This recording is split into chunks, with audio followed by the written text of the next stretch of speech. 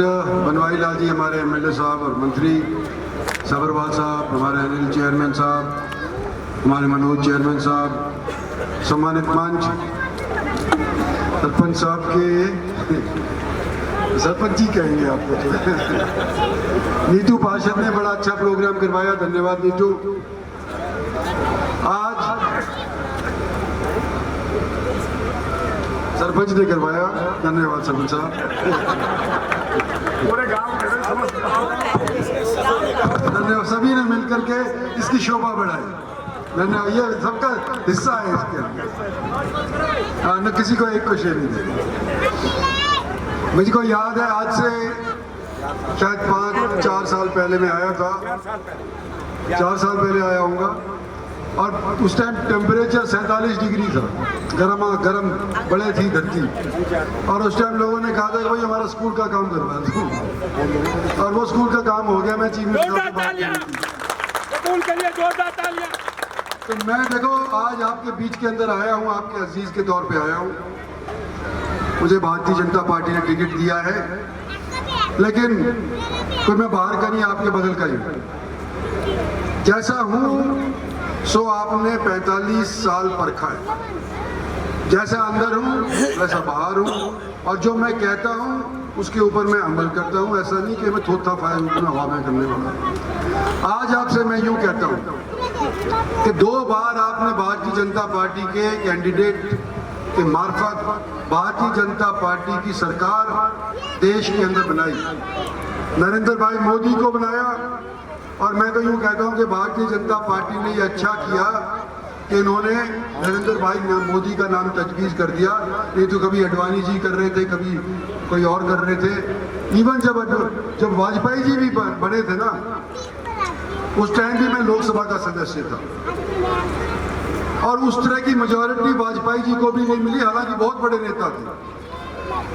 और 98 के अंदर मैं 13 महीने के लिए लोकसभा का सदस्य आप लोगों ने चुन करके भेजा था, मेंबरगढ़ से लड़ा करता था।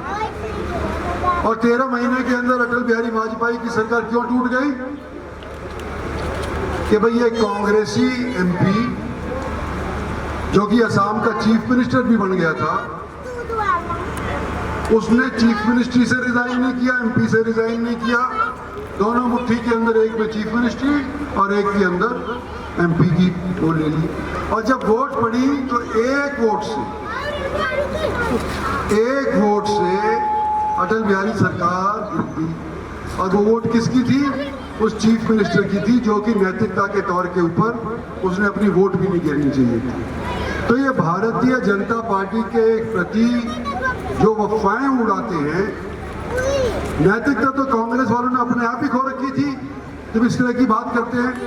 आज के दिन जब हम आपके बीच के अंदर आए हैं तो हम देश के निर्माण के लिए वोट मांग रहे हैं, अपने लिए नहीं मांग रहे, आपके लिए नहीं मांग रहे, सारे देश के लिए मांग रहे हैं। और हमने काम किया है, इसलिए वोट मांग रहे हैं। आपको दिखाई दे रहा है वो काम किया है।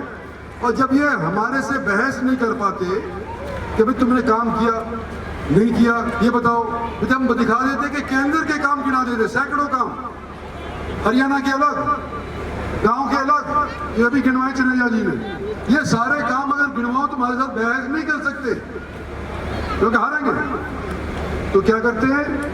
एक शगुफा छोड़ देते हैं कि देश की जनता ने दशकों बाद एक स्थायी सरकार बनाई 14 में, और उसके बाद 19 के अंदर उसको दोबारा बनाया।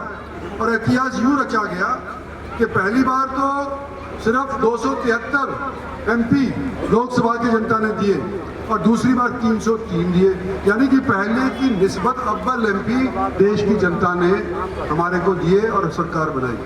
अब हम यूं कह रहे हैं तीसरी बार बनाओ, तो उम्मीद तो हम कर ही सकते हैं, हमारा पुराना इतिहास रहा है कि पहले की अव्वल दूसरी, दूसरे से अव्वल तीसरी, तो हम मान तो सकते हैं ना, उम्मीद तो कर सकते हैं कि 370 की धारा हमने हटाई, कश्मीर वाली 370 की तो ये नफरी लो, और 35-40 जो हमारे सरकार के सहयोगी दल हैं उनकी लो, तो 400 का नंबर न्यू बनता है।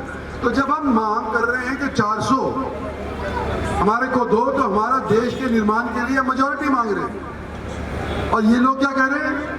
कांग्रेसी क्या कह रहे हैं कि भाई ये संविधान बदलना चाहते हैं। भाई संविधान बदलने लायक तो नफरी हमारे पास 303 की आज भी थी, 350 की आज भी थी। अगर बदलना चाहते तो बदलना देते, लेकिन नहीं, हम तो संविधान के मुताबिक चलना चाहते हैं। बाबा अम्बेडकर के चुनाव के कॉन्स्टिट्यूशन के ऊपर कुछ भी हम आंच नहीं आने देंगे। ये आपके अजीज के तौर पे आपको मैं आश्वासन करा दूं। समस्या क्या आ जाती है, जो गपला दिया, गदला दिया सारा मामला, गदला यूं दिया, यूं कह के ये रिजर्वेशन खत्म करना चाहते हैं।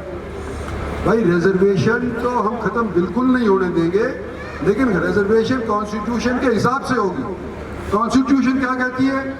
कॉन्स्टिट्यूशन यूं कहती है कि मजहब के हिसाब से आप रिजर्वेशन नहीं दोगे। अगर कोई मुसलमान है उसको आप रिजर्वेशन नहीं दे सकते, क्योंकि कॉन्स्टिट्यूशन इजाजत नहीं देती। किसने बनाई कॉन्स्टिट्यूशन? बाबा साहब अम्बेडकर। हम उसके मुताबिक चलने लग रहे हैं, ये हमारे को उल्टे आरोप लगा रहे हैं, उल्टा चोर कोतवाल को डांटे। तो भैया आज मैं आपके पास यूं आया हूं कि आप मुझे जानते हैं, आपके पड़ोसी हूँ, दूसरे दूर का है, पता नहीं कहाँ का है, वो मेरे खिलाफ लड़ रहा है। पिछली बार आपने सबने कुल मिलाकर के 36 बिरादरी ने मेरे को यहाँ से 4.25 लाख वोटों से जिताया था। तो भाई जब भारतीय जनता पार्टी मांग सकती है अव्वल वोट 303 से फालतू दो, तो मैं भी तो मांग सकता हूँ कि 4 लाख से अव्वल वोट इस पर मेरे को दो। मैं तो बदलता हूँ, तुम्हारा साथी तुम्हारा काम किया है, और आप लोगों की दी हुई ताकत को मैंने अपने निजी स्वार्थ के लिए अब तक इस्तेमाल नहीं किया।